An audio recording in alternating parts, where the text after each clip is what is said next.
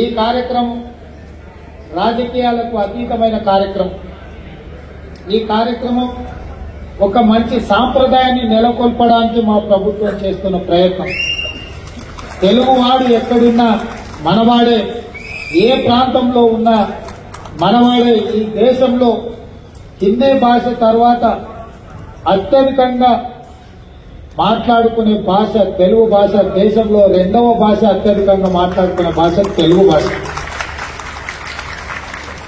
ఇవాళ మన భాష అంతరించిపోతుందేమన్న అనుమానం వస్తున్న సందర్భం. మన కవులు, కళాకారులు గ్రామీణ ప్రాంతాలలో సాంప్రదాయబద్ధమైన ఈ వృత్తులను వదిలేస్తే చరిత్రలో కనుమరుగవుతుంది. ఇట్లాంటి కవులను, కళాకారులను, వివిధ రంగాలలో రాణించిన వాళ్లను రాష్ట్ర కేంద్ర ప్రభుత్వాలు గుర్తించి గౌరవించి వాళ్ళకి రకమైన అవార్డులు ఇవ్వాల్సిన బాధ్యత, ఆ సాంప్రదాయాన్ని కొనసాగించాల్సిన బాధ్యత ఎన్నికైన ప్రభుత్వాల మీద ఉన్నదని నేను భావిస్తూ ఈ సాంప్రదాయాన్ని కొనసాగించాలి. అందుకే ఎక్కువ సమయం తీసుకొని వారిని సన్మానం చేసినా దానికి అర్థం ఉండదని ప్రకటించిన ఎంబడే పెద్దలు వెంకయ్య నాయుడు గారిని చిరంజీవి గారితో మాట్లాడి ఈ కార్యక్రమాన్ని ఏర్పాటు చేసింది.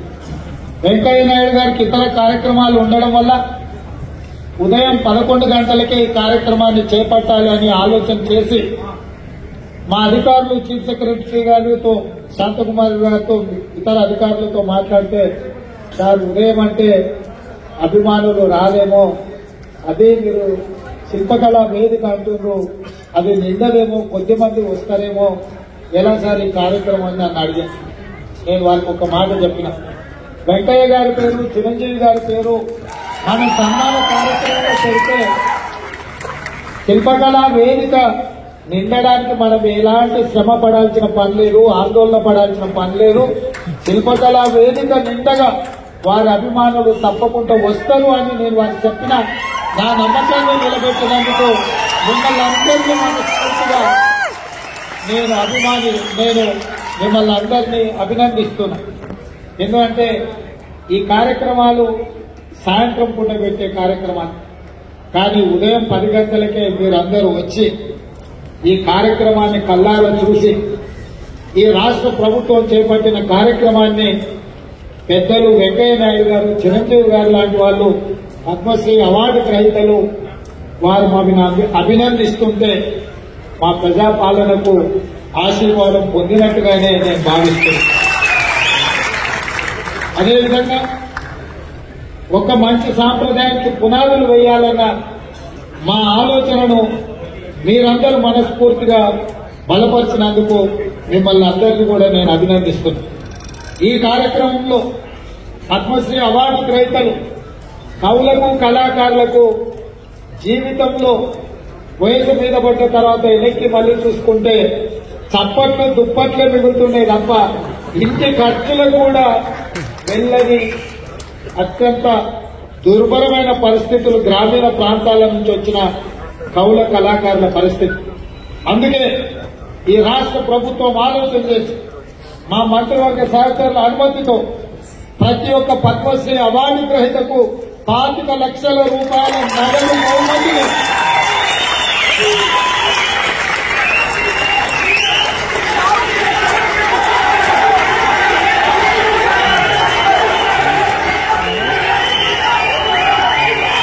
రాష్ట్ర ప్రభుత్వం ఈ పద్మశ్రీ అవార్డు గ్రహీతలను చప్పట్లు, దుప్పట్లతోనే కాదు నగదు బహుమతి ఇవ్వడం ద్వారా జీవితాంతం ఈ కళలకే వారు అంకితం చేసి మిగతా జీవితాన్ని కూడా ఈ కళలోనే వాళ్ళు రాణించాలని మన ప్రభుత్వం, ప్రజాప్రభుత్వం 25 లక్షల రూపాయలతోటి నగదు బహుమతి వారికి ఇవ్వాలని మా ప్రభుత్వం నిర్ణయం తీసుకున్నది. ఈ వేదిక మీదనే పెద్దలు వెంకయ్య నాయుడు గారు, మిత్రులు చిరంజీవి గారి చేతుల మీదుగా వారికి ఆ నగదు బహుమతిని ఇవ్వాల్సిందిగా వారికి విజ్ఞప్తి చేస్తున్నాం. అదేవిధంగా ఈ నగదు బహుమతితో పాటు ప్రతి నెల వారి ఖర్చుల కోసం ఎందుకంటే వైద్యము ఆరోగ్యము ఖరీదైంది, ఇంట్లో చిన్న చిన్న ఖర్చులు కూడా ఈ రోజు పెరిగిపోయినాయి. అందుకే ప్రతి నెల ఈ కవులకు కళాకారులకు 25,000 రూపాయల పెన్షన్ ఇవ్వాలని కూడా ఈ రోజు, ఎందుకంటే వాళ్ళు నిరుపేదలు. దాసరి కొండప్పని చూశారు కదా, మా జిల్లా వాడు, నా పక్కనే దామర్గిద్ద మండలం అత్యంత పేద కుటుంబం నుంచి వచ్చింది.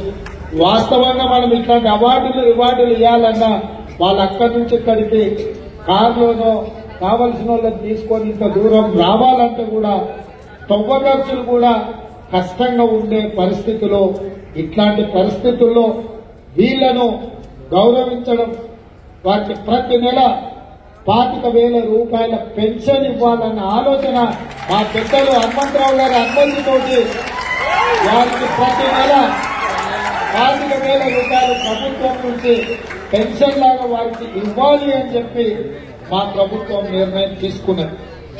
మిత్రులారా, నేను ఒకే ఒక్క మాట వేదిక మీద నుంచి చెప్పగలను. సాంప్రదాయాలను గౌరవించాల్సి వచ్చినప్పుడు, మన భాషను, మన సంస్కృతిని, మన సాంప్రదాయాలను కాపాడుకోవాల్సి వచ్చినప్పుడు అన్నిటినీ పక్కన పెట్టి మనందరం ఏకం కావాల్సిన అవసరం ఉన్నది.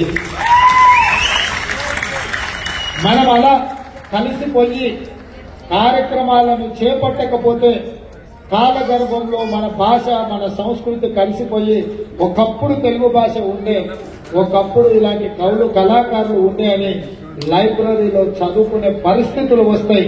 అలాంటి పరిస్థితులు రాకుండా ఉండాలి అనంటే రాజకీయాలకు అతీతంగా సాంప్రదాయాలను కాపాడడానికి మనం అందరం కూడా కృషి చేయాల్సిన అవసరం, బాధ్యత ఉన్నది అని చెప్పి నేను భావిస్తున్నా. తప్పకుండా పెద్దలు వెంకయ్య నాయుడు గారు చెప్పకనే కొన్ని అంశాలను వారు ప్రస్తావించారు. ఎందుకంటే నేను విద్యార్థి దశ నుంచి వారు మాకు బాగా తెలుసు. వారి దృష్టిలో విద్యార్థి దశ నుంచి నేను ఉన్నప్పటి నుంచి కూడా వారి దృష్టిలో నేను ఉన్నాను. అక్కడి నుంచి ఇక్కడి వరకు రాజకీయ పరిణామ ఎదుగుదల వారు చూస్తూనే ఉన్నారు. వారు అందరికీ చెప్పినట్టుగా వేదిక మీద ఉన్న మాటలందరికీ కూడా చెప్పిందని నేను భావిస్తున్న. భాష విషయంలో, భావం విషయంలో, ప్రజా సమస్యల పరిష్కారం విషయంలో, ప్రజలలో ఉండే నిత్యం ప్రజా సమస్యల మీద ప్రజల తరఫున కొట్లాడితే గుర్తింపు, గౌరవము, హోదా అనేది ఆటోమేటిక్ వస్తుందని వారు ఈ వేదిక మీద నుంచి చెప్పిండ్రు. ఇది రాష్ట్రంలో రాజకీయాలలో రాణించాలనుకునే వాళ్ళు తప్పకుండా రాజకీయాలకు రావాలి. ఎందుకంటే ఈ రాష్ట్రాన్ని, కేంద్రాన్ని బలమైన రాష్ట్రంగా, దేశంగా నిర్మించుకోవాలనుకుంటే బలమైన నాయకత్వం ఉండాలి, దేశం పట్ల భక్తి ఉండాలి. రాష్ట్రం అభివృద్ధి పదం నడిపించడంలో మనందరం కలిసికట్టుగా ముందుకు వెళ్ళాలి. అట్లా చేసుకున్నప్పుడే ప్రపంచ దేశాలతో మనం పోటీ పడి దేశాన్ని అభివృద్ధి పదం వైపు నడిపించే అవకాశం ఉంటుంది. తప్పకుండా మీ ఆలోచన, ఎందుకంటే 1978లో విద్యార్థి దశ నుంచి మీరు మొదటిసారి ఎమ్మెల్యేగా ఎన్నికై కీర్తిశేషు జయపాల్ రెడ్డి గారు అంతకంటే ముందే 3 సార్లు ఎమ్మెల్యేగా అయినా మీరిద్దరూ ఆనాటి ఉమ్మడి ఆంధ్రప్రదేశ్ లో జంట కౌలలాగా ప్రతిపక్షంలో ఉండి పాలకుల మీద పదునైన భాషలో పదును ఉండాలి, సమస్యను సృష్టించే విధంగా ఉండాలి. అలాంటి భాషతోని సమస్యని లేవనెత్తి ప్రభుత్వం యొక్క ఆలోచన విధానంలో మార్పు తీసుకురావడానికి ఆ రోజు మీరు ఈ కార్యక్రమం మొదలుపెట్టి అక్కడి నుంచి ఉపరాష్ట్రపతి వరకు మీరు ఎదిగిర్రు. వివిధ దశలలో మీ పోరాటాలు ఈ ప్రాంత ప్రజలు, దేశ ప్రజలు చూసిండ్రు. ఒక్క విషయం నేను మిత్రులకు చెప్పదలుచుకున్నా. నాకు తెలిసి దేశం నలుమూలల రోడ్డు మీద ప్రయాణం చేసి ఎక్కువ సభలలో పాల్గొన్న నాయకులను ఒకవేళ లెక్కిస్తే వెంకయ్య నాయుడు గారు ముందు వరుసలో ఉంటారు, మొదల్లో ఉంటారని నేను భావిస్తున్నా. వారి జీవితంలో ఏ ఒక్క రోజు కూడా విశ్రాంతి తీసుకున్నట్టు నాకు తెలియదు. దేశం నలుమూలల ప్రజా సమస్యల మీద వారు ఎన్ని వందల కిలోమీటర్లున్న రోడ్డు ప్రయాణం చేసి తప్పకుండా కార్యక్రమాలను పిలిచిన ప్రతి కార్యక్రమానికి సమయానికి హాజరవ్వాలన్న ఆలోచనతోటి వారు సేవలు అందించారో వారు ఈ దేశానికి రాష్ట్రపతి అవుతారని నేను భావించిన, భవిష్యత్తులో ఆయన ఉపరాష్ట్రపతి తర్వాత రెండవ తెలుగువాడుగా ఆనాడు నీలం సంజీవరెడ్డి గారు రాష్ట్రపతి అయినారు. వెంకయ్య నాయుడు గారు కూడా ఈ దేశానికి రాష్ట్రపతికి ఎదగాల్సిన అన్ని అర్హతలు ఉన్నాయి. తప్పకుండా వారికి అవకాశం వస్తుందని నేను భావిస్తున్నా, రావాలని నేను కోరుకుంటున్నా. ఎందుకంటే ఢిల్లీలో మన తెలుగు వాళ్ళ లీడర్షిప్ అనేది కొంత తగ్గినట్టుగా కనిపిస్తుంది. ఎందుకంటే పార్లమెంట్ సభ్యులు చాలా మంది వ్యాపారాలు వ్యాపకాలు ఉన్నోళ్ళు ఎక్కువ మంది వస్తున్నారు.